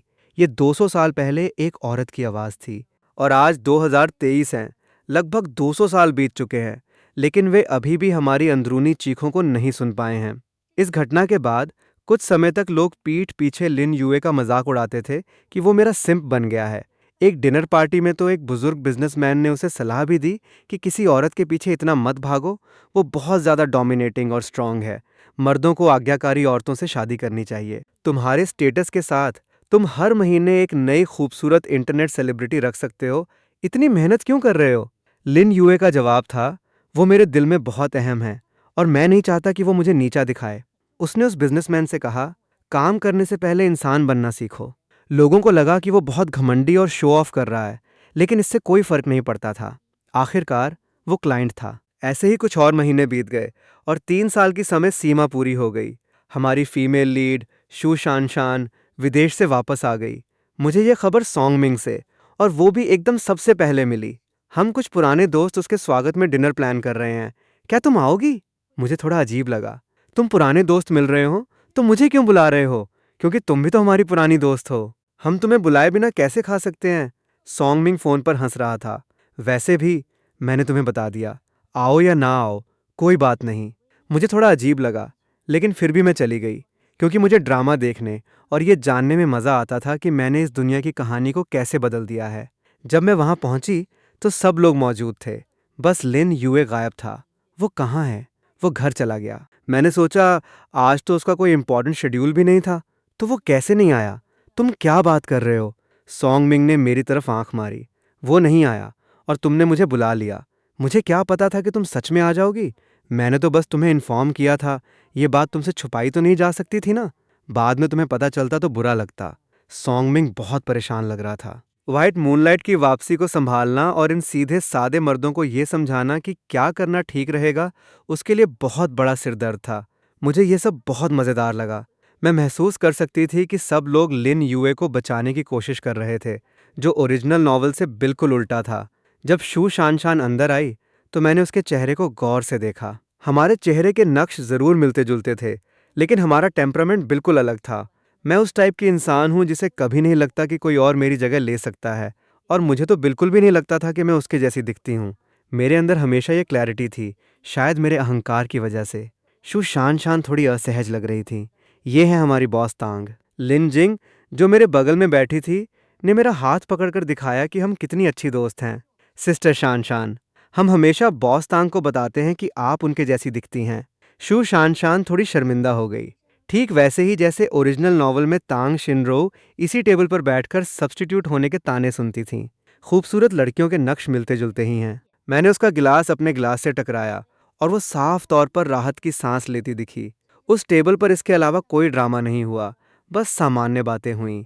मैं शू शान से पहले नहीं मिली थी, लेकिन बिजनेस मीटिंग्स की वजह से मुझे लोगों से बात करने की आदत थी, इसलिए मैंने उसके लिए एक छोटा सा गिफ्ट तैयार किया था, एक क्लासिक पर्ल ब्रोच। बाद में जब मर्द नशे में धुत हो गए तो वो अपनी कुर्सी खिसकाकर मेरे पास आ गई और मुझसे बातें करने लगीं। हमने एक दूसरे को जाना। असल में उसकी हालत के बारे में मुझे थोड़ा पता था। उसका फैमिली बिजनेस दिवालिया हो गया था और ये आर्ट स्टूडेंट कर्ज चुकाने के लिए वापस आकर नौकरी कर रही थी। उसकी बातों में थकान साफ झलक रही थी। तुम्हारी जॉब लग गई? सॉन्गमिंग ने मुझे अपने होटल्स में से एक को मैनेज करने की जॉब दी है। मैंने कहा कि ये अच्छा है और उसका वीचैट ऐड कर लिया। इसके बाद बिना किसी हंगामे के पार्टी खत्म हो गई। जब हम दोनों बाहर निकल रहे थे तो लिन युए का ड्राइवर शांति से बाहर खड़ा था। उसने कार का दरवाज़ा खोला। मैं फ्रंट सीट पर बैठ गई और शू शान शान ने खिड़की के बाहर से लिन यूए को आवाज़ लगाई। यूए, आज तुम क्यों नहीं आए? लिन यूए, जो खुद ड्राइव कर रहा था और छुप रहा था, बिल्कुल झूठ बोला। बॉस, तांग आ गई तो वही बात है। इतनी रात हो गई है, वो आपको ड्रॉप करने आई। ये उनके लिए बहुत मेहनत की बात है। शू शान शान ने रस्म अदायगी के लिए कहा, रात के 11 बज गए हैं, तो ड्रॉप तो करना ही पड़ेगा। जब हमारी कार आगे बढ़ी तो मैंने देखा कि शू शान शान के चेहरे पर उदासी और हल्की सी ईर्ष्या थी। मैंने सॉन्गमिंग को मैसेज किया कि वो उसे ड्रॉप कर दे। ये काम निपटाने के बाद मैंने लिन यूए की तरफ देखा, जो ड्राइव कर रहा था। तुम बहुत नर्वस हो? उसने शायद सॉन्गमिंग को कहा था कि वो मुझे रिपोर्ट करे और खुद दूर रहे, लेकिन उसे उम्मीद नहीं थी कि मैं सच में शू शान शान से मिलने आ जाऊंगी। लिन यूए स्टीयरिंग व्हील पकड़े सीधा सामने देख रहा था। अंदर ही अंदर वो पूरी तरह टूट चुका था। इतने कॉम्प्लिकेटेड इमोशंस को तुमने इतने अच्छे से संभाला, ये वाकई तारीफ के काबिल है। लेकिन ये क्या मतलब है कि बॉस तांग आ गई तो वही बात है? मैंने उसे गिफ्ट दिया और तुमने तुरंत कह दिया कि मैं तुम्हारी तरफ से आई हूँ। क्या तुम मेरे फेवर को फ्री में भुना रहे हो? क्या मैंने ऐसा किया? मैंने हल्की सी मुस्कान के साथ कहा। शू शान शान शहर में ज्यादा नहीं रुकी और तुरंत सॉन्गमिंग के होटल में जॉब पर चली गई। वो एक बहुत दूर का शहर था। 6 महीने भी नहीं बीते थे कि उन दोनों ने शादी कर ली। जब मुझे उनका वेडिंग कार्ड मिला तो मुझे यकीन नहीं हुआ, लेकिन फिर मैंने सोचा कि शू शान शान को जल्दी से पैसे कमाने और सेटल होने की जल्दी थी, और सॉन्ग मिंग एक लंपट आदमी था। ओरिजिनल नॉवल में वो हमेशा शू शान शान का सपोर्ट करता था, तो ये डेवलपमेंट ज़्यादा हैरान करने वाला नहीं था। लिन यूए बेस्ट मैन बना और शू शान शान ने मुझे ब्राइड्समेड बनने के लिए कहा। इन 6 महीनों में उसने मुझसे काफ़ी बातें की थीं और बताया था कि उसके कोई ख़ास दोस्त नहीं हैं। लिन जिंग और उसका ग्रुप बहुत मौका परस्त था और उसके घर के दिवालिया होने के बाद वे उसे नीचा दिखाते थे। शायद उसके सर्किल में मैं अकेली थी जिसने उसके साथ अच्छा व्यवहार किया था। शादी बहुत धूमधाम से हुई। शादी के बाद शू शान शान ने एक बेटी को जन्म दिया। एक दिन उसने अचानक मुझे कॉल किया और रोते हुए कहा कि अब वो और नहीं सह सकती, उसे तलाक चाहिए। असल में क्योंकि उसका घर दिवालिया हो गया था, सॉन्ग फैमिली में उसकी कोई इज्जत नहीं थी। उसने अपने सास ससुर की जितनी भी सेवा की, उसे कभी अच्छा नहीं माना गया। और सॉन्ग मिंग ने उसकी प्रेगनेंसी के दौरान ही चीट करना शुरू कर दिया था। शुरू में वो विरोध करती थी, लेकिन विरोध करने पर उसे मारा जाता था। उसे लगा था कि अगर वो एक बेटा पैदा कर देगी तो सॉन्ग फैमिली में उसकी जगह पक्की हो जाएगी, लेकिन उसने बेटी को जन्म दिया। नतीजतन सॉन्ग मिंग ने उसके साथ रजिस्टर मैरिज भी नहीं की और हर दिन बाहर जाकर मौज मस्ती करता रहा। उसके पोस्टमार्टम रिकवरी के दौरान किसी ने उसकी देखभाल नहीं की और उन्होंने उसके घर का कर्ज चुकाने में भी मदद नहीं की। वे पैसे को लेकर बहुत सख्त थे, क्योंकि उन्हें डर था कि वो अपने मायके वालों को पैसे भेज देगी। मुझे पहले से ही पता था कि यही होने वाला है। तो तुम अपनी बेटी को लेकर मेरे पास आ जाओ। मेरे पास बहुत सारे खाली घर हैं, तुम जो चाहो चुन सकती हो। वो काफ़ी देर तक सन्न रही। शिनरो, मैं तो बस तुम्हें अपना दुख बता रही थी। मैं और कर ही क्या सकती हूँ? मेरी हालत ऐसी है, उसके बिना मैं क्या करूँगी? मैं अपनी बेटी को कैसे पालूंगी? तुम बाहर जाकर पैसा क्यों नहीं कमाती? मैं तुम्हारे बच्चे के लिए एक नैनी रख दूंगी, और जब तुम पैसा कमाने लगो तो मुझे घर का किराया और नैनी का खर्च वापस दे देना। शायद मैं जिंदगी भर ये कर्ज नहीं चुका पाऊंगी और मुझे जॉब भी नहीं मिलेगी। बाहर जॉब मिलना बहुत मुश्किल है। मेरी कंपनी का मैनेजर इन दिनों रिजाइन करना चाहता है। तुम आकर उसकी जगह ले लो। फिर भी वो टाल मटोल करती रही और रोते हुए वही पुरानी बातें दोहराती रहीं। तलाक लेना अच्छा नहीं है, उसे काम नहीं आता, वो बच्चे को नहीं पाल सकती। मैंने तुरंत एक फ़्लाइट टिकट बुक की, वहाँ उड़कर गई और उससे पूरी दोपहर बातें की। क्या तुम्हें पता है कि तुम इस हालत में क्यों हो? क्योंकि तुमने अपनी सारी उम्मीदें एक मर्द पर लगा दी थीं, ये सोचकर कि एक मर्द के आ जाने से सब कुछ ठीक हो जाएगा। लेकिन इस दुनिया में इतनी आसानी से कुछ नहीं मिलता। देखो, तुमने उससे शादी की और ऊपर से तुम एक अमीर घर की बहू लग रही हो, लेकिन तुम बच्चा पैदा कर रही हो, घर का काम कर रही हो, और बदले में तुम्हें एक फूटी कौड़ी नहीं मिलती। मेरी घर की नैनी को सालाना बोनस मिलाकर 2 लाख मिलते हैं। क्या मैं उसे डांट सकती हूँ? सिर्फ वो मुझे डांट सकती है। लेकिन मुझे सच में नहीं पता कि मैं ये कर पाऊंगी या नहीं। मैंने कभी सोसाइटी में काम नहीं किया है। बाहर की दुनिया एक जंगल है, लेकिन ये जगह नर्क है। नर्क में तुम्हारी कोई इज्जत या वैल्यू नहीं है। उस पल उसकी आंखों में साफ तौर पर एक चमक आई। मैंने उससे और ज़्यादा बात नहीं की।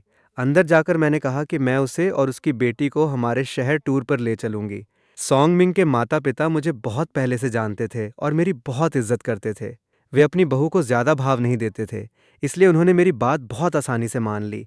उसने अपना सामान पैक किया, बस एक सूटकेस, अपनी बेटी को गोद में लिया और उसी दिन मेरे साथ फ़्लाइट पकड़ ली। मैंने उसे एक अपार्टमेंट में सेटल किया। एक नैनी हायर की और अपनी उस मैनेजर फ्रेंड को भेजा कि वो उसे काम सिखाए। अगले ही दिन वो ऑफिस जाने लगी। उस रात शू शानशान ने मुझे एक मैसेज भेजा। कल मुझे लग रहा था कि मेरी जिंदगी हमेशा के लिए ऐसे ही खत्म हो गई है। मैं इतनी हताश थी कि अपनी बेटी को लेकर सुसाइड करना चाहती थी। लेकिन आज, अगले ही दिन, मैं एक बिल्कुल ही अलग इंसान बन चुकी हूँ। मैंने उसे सिमोन डी बोवार की किताब का एक कोट रिप्लाई किया। एक मर्द की सबसे बड़ी किस्मत यह है कि चाहे वो बड़ा हो या बच्चा, उसे एक बहुत ही मुश्किल रास्ते पर चलना पड़ता है, लेकिन ये सबसे भरोसेमंद रास्ता होता है। एक औरत की बदकिस्मती ये है कि उसे हर तरफ से आसान रास्तों के लालच दिए जाते हैं। उससे ये नहीं कहा जाता कि वो ऊपर चढ़े, बल्कि उसे नीचे फिसलने के लिए प्रोत्साहित किया जाता है। और जब उसे एहसास होता है कि उसे बेवकूफ़ बनाया गया है, तब तक बहुत देर हो चुकी होती है, क्योंकि उसकी ताकत उस फिसलन में ही ख़त्म हो चुकी होती है। शू शानशान को पता था कि उसके पास पीछे हटने का कोई रास्ता नहीं था, इसलिए उसने बहुत मेहनत की। जब मेरी मैनेजर ने रिज़ाइन किया, तो उसने वो पद संभाल लिया। शू शानशान और लिन जिंग, जो ओरिजिनल नॉवल में बेस्ट फ्रेंड्स थीं, अब एक ही कंपनी में थीं और उन्होंने एक दूसरे को काफ़ी परेशान किया। लेकिन बाद में, क्योंकि लिन जिंग बहुत ज़्यादा घमंडी थी, वो पीछे रह गई। शू शानशान ने कंट्रोल अपने हाथ में ले लिया और आखिरकार उसे लिन जिंग के नीचे काम नहीं करना पड़ा। मैंने उसे 1 साल तक अच्छे से ट्रेन किया और फिर कंपनी की जिम्मेदारी उसे सौंप दी, जिससे वो फाइनेंशियली आज़ाद हो गई। उसकी बेटी मुझे गॉड मदर बुलाती थी। लिन यूए को बहुत बाद में पता चला कि हम दोनों साथ मिलकर काम कर रहे हैं। वो बहुत हैरान और घबराया हुआ था, लेकिन जब उसे एहसास हुआ कि हम सच में बिजनेस कर रहे हैं और उससे कोई लेना देना नहीं रखते और न ही हमें उसमें कोई दिलचस्पी है, तब जाकर उसकी जान में जान आई। लेकिन वो आज भी शू शानशान से मिलने या उसके साथ डिनर करने की हिम्मत नहीं जुटा पाया था। उनकी इकलौती कॉल तब हुई जब शू शानशान ने किसी कॉन्ट्रैक्ट के बारे में बात करने के लिए मुझे कॉल किया और लिन यूए ने फ़ोन उठा लिया। उसने तुरंत कहा, तुम किसी और का फ़ोन कैसे उठा सकते हो? लिन यूए गुस्से से पागल हो गया। मैं उसका फ़ोन क्यों नहीं उठा सकता? इसके बाद शू शानशान की नज़र में लिन यूए बस वो आदमी बनकर रह गया और दुनिया की सभी बेस्ट फ्रेंड्स की तरह उसे भी लगने लगा कि लिन यूए मेरे लायक नहीं है। दूसरी तरफ, जब सॉन्ग मिंग ने देखा कि शू शानशान भाग गई है और वो इतनी अच्छी तरह सेटल हो गई है, एकदम चमकती हुई और स्ट्रॉन्ग करियर वुमन बन गई है, तो वो वापस उसके पीछे पड़ गया। शू शानशान ने कह दिया, मैं बहुत बिजी हूँ, मेरे असिस्टेंट से टाइम लो, और उसका शेड्यूल 2 साल बाद तक भर दिया। सॉन्ग मिंग ने ऑफिस में हंगामा किया, उसके घर के बाहर हंगामा किया, लेकिन क्योंकि उनका कोई लीगल मैरिज सर्टिफिकेट नहीं था, इसे डोमेस्टिक वायलेंस नहीं माना गया और उसे गिरफ्तार करके हवालात में डाल दिया गया। जिस दिन वो बाहर निकला, लिन यूए ने उसे जमकर डांटा और कहा कि उसका व्यवहार बहुत घटिया और कायरतापूर्ण था और वो एक मर्द कहलाने के लायक नहीं है। इसके बाद वो थोड़ा सुधर गया। सॉन्ग मिंग को बहुत डर था कि लिन यूए उससे बात करना बंद न कर दे, इसलिए वो थोड़ा डरा डरा सा रहने लगा। मैंने शू शानशान से कहा, तुम सच में चुनी हुई हो। तुम्हारी किस्मत में वो मैरिज सर्टिफिकेट था ही नहीं, इसलिए तुम्हें कूलिंग ऑफ पीरियड से भी नहीं गुजरना पड़ा और करियर शुरू करने से पहले ही तुमने बच्चा भी पैदा कर लिया। शू शानशान अब इस मामले को बहुत पॉजिटिव तरीके से देखती थी। सॉन्ग मिंग भले ही एक घटिया इंसान है, लेकिन उसने मुझे एक बहुत ही खूबसूरत और स्मार्ट बेटी दी है। उसके पूरे शरीर में सिर्फ वो एक्स क्रोमोसोम देखने लायक है। बाद में शू शानशान हमारी कंपनी के एक यंग पप्पी के साथ रिलेशनशिप में आ गई। उसने उस यंग एक्टर को प्रमोट किया और उसने बेस्ट एक्टर का अवार्ड जीत लिया। उसने जिद पकड़ ली कि वो शू शानशान के बच्चे की देखभाल करना चाहता है और अगर उसे बच्चे की देखभाल नहीं करने दी गई तो वो कॉन्ट्रैक्ट तोड़ देगा। मैंने कहा, तो जल्दी से साथ रहना शुरू कर दो।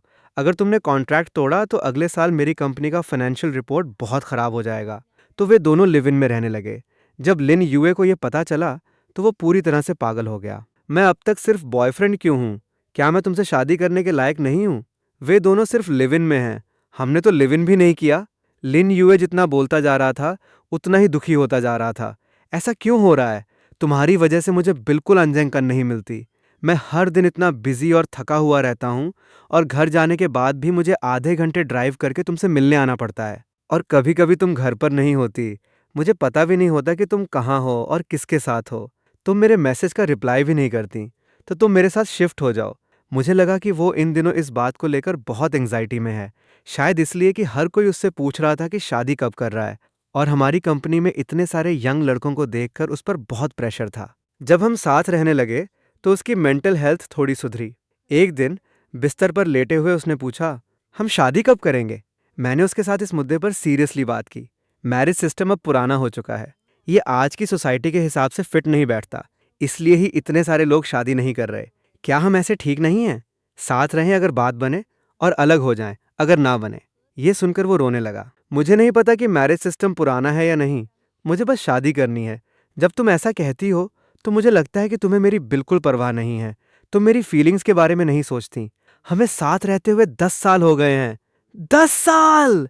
और बाहर की दुनिया में मैं अभी भी सिर्फ तुम्हारा बॉयफ्रेंड हूँ। वो सफ़ेद चेहरा ये बर्दाश्त कर सकता है, लेकिन मैं तुम्हारे साथ ज़ीरो से शुरू करके यहाँ तक पहुँचा हूँ। तांग शिनरो, तुमने वादा किया था कि तुम मेरी हर इच्छा पूरी करोगी, और मेरी इच्छा बस उस कागज़ के टुकड़े की है।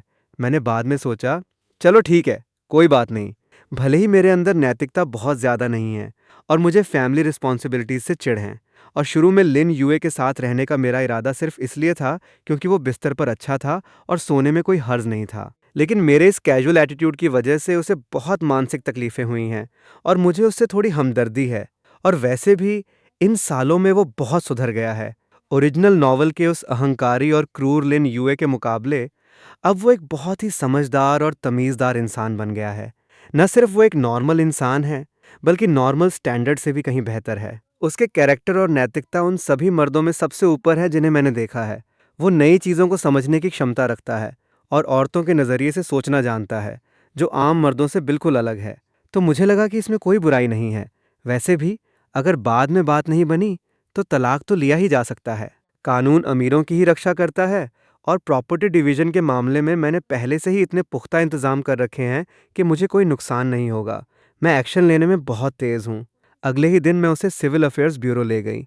जब वो सर्टिफिकेट लेकर बाहर निकला तो उसने बहुत ही इमोशनल होकर कहा, अब अगर मुझे कभी सर्जरी करवानी पड़ी तो तुम साइन कर सकोगी। क्या तुम्हें डर नहीं कि मैं तुम्हें मरने के लिए छोड़ दूंगी? तुम्हारे अंदर मारने वाले विचार बहुत ज़्यादा हैं। शादी के पहले दिन ही पति को मारने की बात कर रही हो। अब वो भी पलटकर मुझे नैतिकता का पाठ पढ़ाने लगा था। हमारी शादी बहुत ही शानदार और धूमधाम से हुई। मैं बिल्कुल नहीं चाहती थी कि इतना बड़ा आयोजन हो, लेकिन लिन यूए ने जिद पकड़ ली। मैं इसी जगह पर गिरा था, तो मुझे इसी जगह से उठना है। मुझे बहुत बड़ी शादी करनी है, ताकि पूरी दुनिया को पता चल जाए कि मैं, लिन यूए, आखिरकार सफल हो गया। इतना विनम्र बनने की ज़रूरत नहीं है। मुझे शर्म आ रही है। अब तुम लीगली मेरे पति हो, तो थोड़ा रोब से बात करो। तो क्या आज रात तुम मेरे साथ सोओगी? मैं उसकी बातों पर हंसते हंसते लोटपोट हो गई। लेकिन सच ये है कि शादी का आयोजन सच में बहुत थका देने वाला होता है, और हम दोनों 30 के पार हो चुके थे। इसलिए हमारे अंदर उन दुनियावी इच्छाओं की कोई तड़प नहीं बची थी। उस रात हम बस अपने विला के गार्डन में बेंच पर शांति से बैठे रहे। चांदनी रात और तारों के बीच उसने बहुत ही प्यार से पूछा, तुम क्या सोच रही हो? मैं सोच रही हूँ कि मैं यहाँ तक पहुँचकर सच में बहुत किक हूँ। मैंने लगभग इस कहानी के हर कैरेक्टर की किस्मत बदल दी है।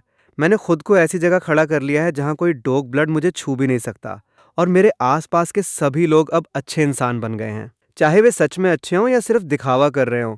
मैंने भी अपनी तरफ से पूरी कोशिश की है कि उन दुष्ट सपोर्टिंग कैरेक्टर्स की मदद करूं जो बुरे हालात में फंसे थे, और मैंने कभी किसी को नुकसान नहीं पहुंचाया, भले ही मैं ऐसा कर सकती थी। ये तो स्वाभाविक है, लिन यूए ने सिर हिलाते हुए कहा। तो अब तुम्हारी क्या इच्छा है? मैंने थोड़ा सोचा। मैं चाहती हूँ कि इस दुनिया में एंग्स टॉर्चर वाले नॉवेल्स हमेशा के लिए ख़त्म हो जाएं। मैं चाहती हूँ कि सभी औरतें बाहर निकलें, सोसाइटी में लड़ें और जीतें। और मैं चाहती हूँ कि लोग हाउसवर्क और मदरहुड की असली कीमत को पहचानें। लिन यूए ने काफ़ी देर तक मुझे देखा, और फिर धीमी आवाज़ में बुदबुदाया, मैं सच में तुम्हारी इस सोच का दीवाना हूँ। वो मेरा सबसे बड़ा अनुयायी था।